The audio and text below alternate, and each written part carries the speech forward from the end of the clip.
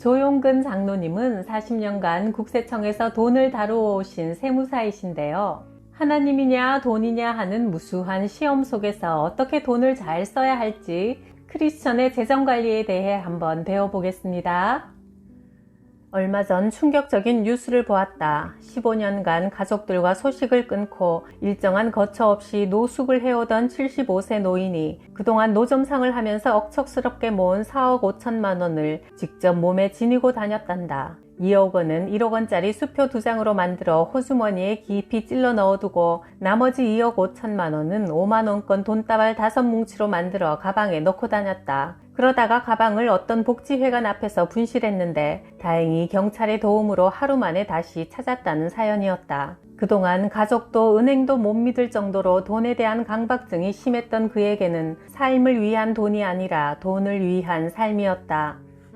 얼마 전 경남 양산에 있는 어느 아파트 앞에서 80대 할머니가 피켓을 들고 시위를 벌이는 모습이 SNS를 통해 퍼져나갔다. 60대의 아들이 오래전 아내와 이혼한 후 연약한 노모에게 자식들을 맡기고 경기도 파주에서 날품팔이를 하며 근근히 생계를 이어나갔단다. 그러다가 얼마 전 40억 원짜리 로또 1등에 당첨이 되었다. 누나들이 말했다. 그동안 우리가 조카들을 키워왔으니 이제는 네가 어머니를 편히 모셔라. 그러자 아들은 나 혼자 몸으로 어머니를 모시기 어려우니 양로원으로 보내자 하여 서로 다투었다. 다툼이 계속되자 아들은 가족들 몰래 경남 양산의 아파트를 구입하여 이사를 가버렸다. 가족들이 겨우 알아내어 찾아갔으나 아들이 문을 열어주지 않아 강제로 문을 열고 들어갔더니 아들은 주거 침입죄로 가족을 경찰에 고발했다. 사태가 이렇게 되자 어머니는 이런 불효막심한 아들을 사회에 고발한다고 시위하며 울먹였다. 내 아들이 이렇게 잘못 삐뚤어진 것은 바로 40억짜리 로또에 당첨되어 큰 돈을 챙긴 뒤부터입니다.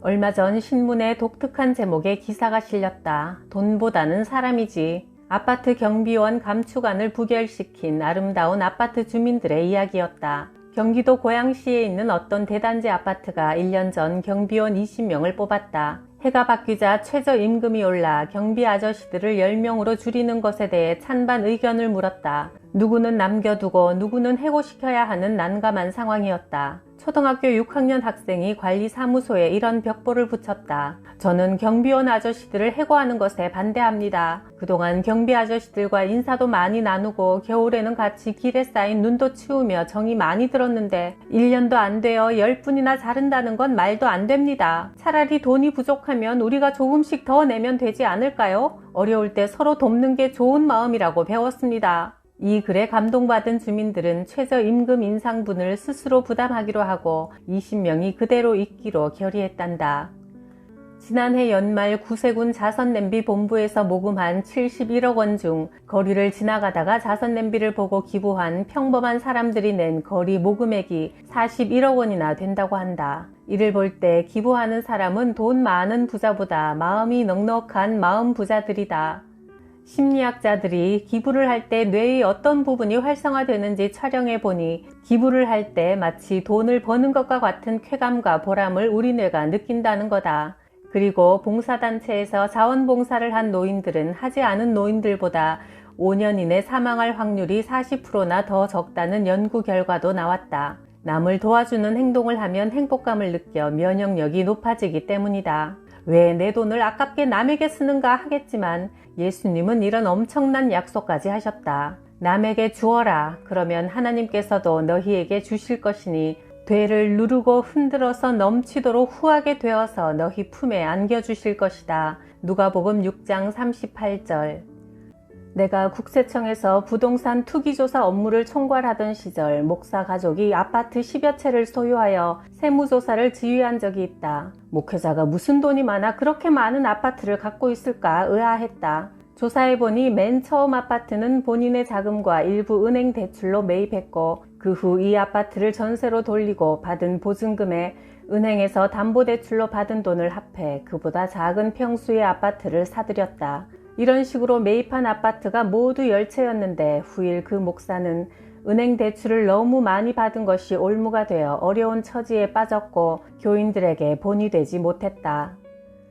매년 초가 되면 각 교회 사무실은 기부금 영수증을 발급받으려는 교인들의 발길이 분주하다. 자신이 낸 헌금보다 기부금 영수증에 더 큰 금액을 적어주면 헌금하겠다는 사람들도 있다. 만약 허위로 기부금 영수증을 발급받아 세금 공제를 받은 경우 부당 과소 신고 가산세, 즉 부당한 세금의 40%와 납부 불성실 가산세가 부과되고, 영수증을 허위로 발급해준 교회에 대해서는 허위로 발급한 금액과 실제 금액의 차액 2%에 해당하는 가산세를 물게 된다.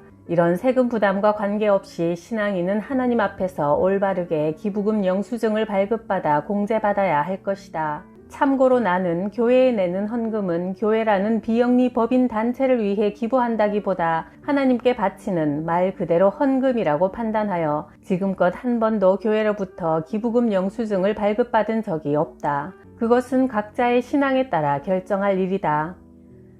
나는 20세 나이에 9급 국세 공무원이 되어 40년간 국세청에서 일했다. 말년에는 2만 명 국세 공무원들 중 몇 명 되지 않는 지방 국세청장 자리에까지 올라갔다. 또 퇴임 이후에는 4년간 세무사 회장 자리에 있었고, 지금도 세무법인 대표로 있으면서 줄곧 세금 관련 일만 해오다 보니 돈 많은 부자들을 무수히 만났고, 교회 안의 다양한 재정 문제도 상담해왔다. 내가 10년 전 다니던 어떤 교회는 예배당을 신축하게 되었는데 건축 헌금이 꽤 많이 모였다. 재직회에서 적립된 헌금을 어떻게 운용하는 것이 좋은지 의논하다가 어떤 장로님이 이런 의견을 냈다. 수익률 낮은 은행에 넣어두지 말고 서울 시내 변두리 개발지역에 좋은 땅이 있으니 이를 사두었다가 땅값이 오르면 처분해서 건축 헌금으로 사용합시다. 그러나 다행히 이 의견은 일부 재직들의 반대로 채택되지 않았다. 실수요 목적으로 매입했다가 시간이 지나면서 자연스럽게 값이 올라 이익을 보는 것은 합당하다.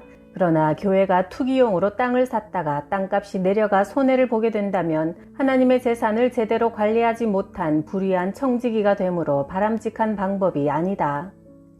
작은 개척교회에서 10년 이상 목회하신 목사님이 변두리에 좀 더 넓은 곳으로 옮겨서 새로 건물을 지으려는데 자금이 많이 부족해 고민하고 있었다. 교회 건물 공사를 맡은 시공업체 대표이신 장로님이 공사 대금으로 교회가 소유하고 있던 이전의 땅과 건물을 받게 되었는데, 이를 시세보다 높은 금액으로 거래 계약서를 고쳐주면 부풀린 금액의 일부를 감사헌금으로 드리겠다고 목사님에게 제안했다. 목사님은 이 제안을 받아들이면 세무상 아무 문제가 없는지 내게 자문을 구했다. 나는 목사님에게 거절하라고 말씀드렸다. 그 장로님은 실제보다 높여 쓴 금액으로 비자금을 조성해 그중 일부를 하나님께 바치겠다는 의도였던 것 같다. 그러자 목사님이 웃으며 말했다. 아무리 교회가 어려워도 이건 아닌데 하면서도 혹시나 해서 자문을 구했습니다만 역시나 반대하실 줄 알았습니다. 이처럼 부정한 방법으로 얻은 소득으로 하나님께 헌금을 드린다면 하나님은 가인의 재물과 같이 받지 않으실 것이다.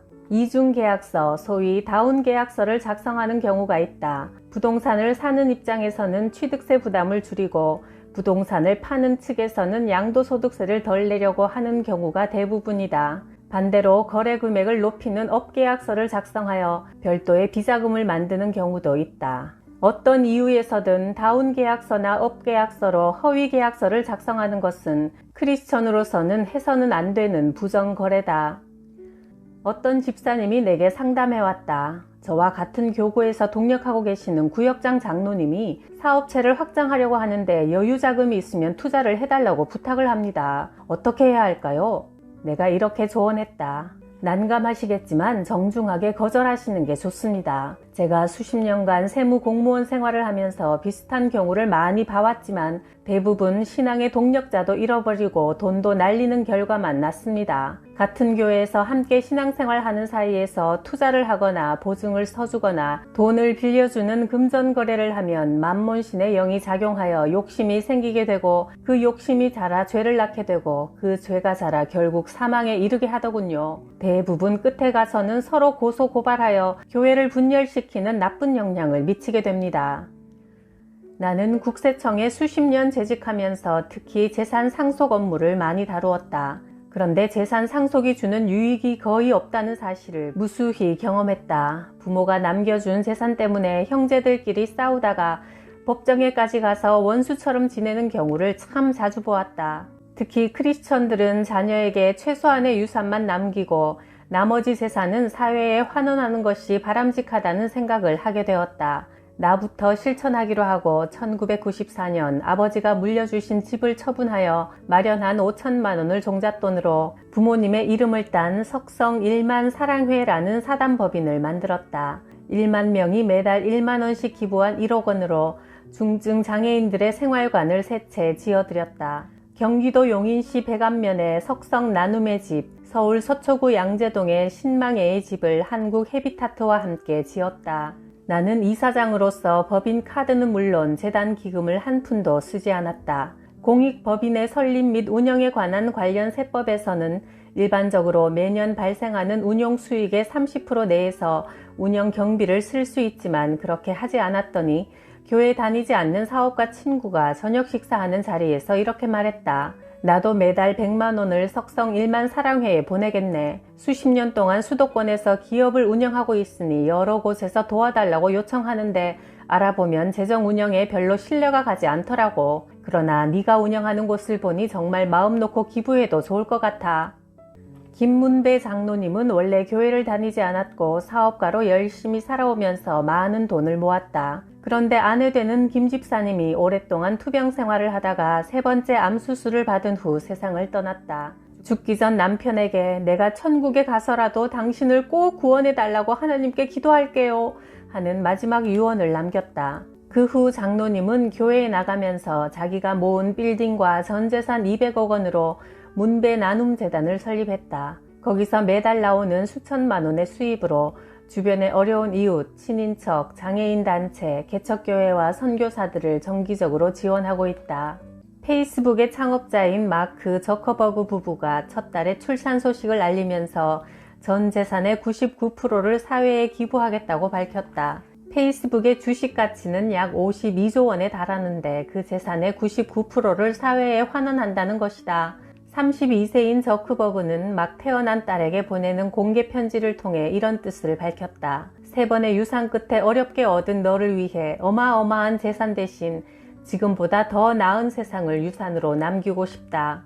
마이크로소프트사의 빌 게이츠도 45세 때 자선단체를 설립하여 전 재산의 95%를 기부했으며 여기에 감동을 받은 주식 투자가 워렌 버핏 역시 재산의 99%를 환원하겠다고 선언했다. 우리나라의 대림산업 이준용 회장도 통일을 위해 설립된 통일과 나눔운동에 전 재산 2천억 원을 흔쾌히 기부했다. 이것이 부자들의 삶의 방식인 것 같다. 나도 그런 거부가 되면 기부하겠다는 사람들이 있지만 지금 당장 10,000원부터 나누지 못하는 사람은 100억 원을 벌어도 선뜻 나누지 못한다. 경기도 용인시 백암에 위치하고 있는 샘물 호스피스는 약사 출신 원주희 목사님이 설립하여 말기 암 환자들을 돌보는 기관이다. 원주희 목사님은 지난 20년 동안 수천 명의 환자들을 천국으로 보내는 환송잔치를 베풀면서 한 사람 한 사람에게 이 세상을 떠나면서 후회하는 것이 무엇이냐고 물어보았다. 그런데 놀랍게도 수천 명 모두 한결같이 이 세상 사는 동안 좀 더 너그럽게 베풀고 살 걸 후회했다. 내 옆, 내 이웃에 있는 어렵고 고통받는 사람들에게 나누지 못하고 그저 내 가족, 내 집, 내 것만 챙기다가 떠나려고 하니 너무나 후회가 된다는 것이다. 성경에는 돈 이야기와 경제 관련 구절이 2000여 개에 달한다. 돈 쓰는 것을 보면 그 사람의 영성을 제대로 알 수 있다는 말이 있다. 크리스천의 올바른 경제관념은 우리가 가진 것을 물 흐르듯 낮은 곳으로 흘려보내야 한다는 것이다. 초대교회 성도들은 자발적으로 재산을 교회에 내놓아 가난한 사람들에게 나누어 주었고 그리하여 교회 안에 가난한 사람이 없었다고 성경은 기록한다. 이것이 진정 하나님 나라다. 이 세상의 법칙은 이익을 추구하며 사고 파는 것이나 하나님 나라의 법칙은 대가 없이 주고 받는 것이다. 나는 세무조사 일에 오랫동안 종사하면서 수많은 사람들이 돈 때문에 망하는 것을 많이 목격했다. 성경은 우리에게 돈의 종노릇을 하지 말고 주인이 되어 돈을 다스리라고 하신다. 나는 교회에서 재정을 담당하면서 이런 회계 기준을 만들어 시행하고 있다. 첫째, 교회에 들어오는 총 수입의 절반은 반드시 선교 구제비로 쓴다. 둘째, 전업 교역자가 아니면 교회 일은 무보수로 자원봉사로 섬긴다. 교회 재정은 정말 하나님 앞에서 두렵고 떨리는 마음으로 써야 한다. 하나님의 돈이기 때문이다.